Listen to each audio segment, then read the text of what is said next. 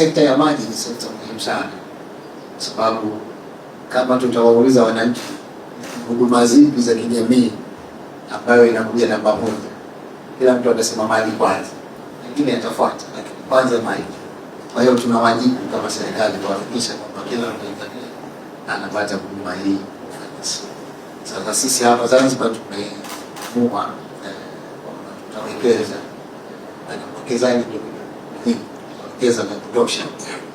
Upande wa kaskazini tayari kuna uwekezaji, upande wa kusini tuna mipango ya kupata uwekezaji, lakini mjini ni kama tunatumia mradi wa expansion ya Pindi, na hivyo hivyo kwa upande wa Pemba tunajitahidi kutafuta uwekezaji wa kutosha.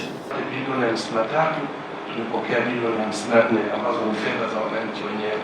Kwa hiyo tunaomba Mheshimiwa Waziri naye afike aone ile eneo la utekelezaji hususa na imani tunaweza kuachia kwa pamoja kuhakikisha kwamba tunakwenda vizuri. Eneo lingine ni swala tathmini na ufuatiliaji, evaluation na monitoring.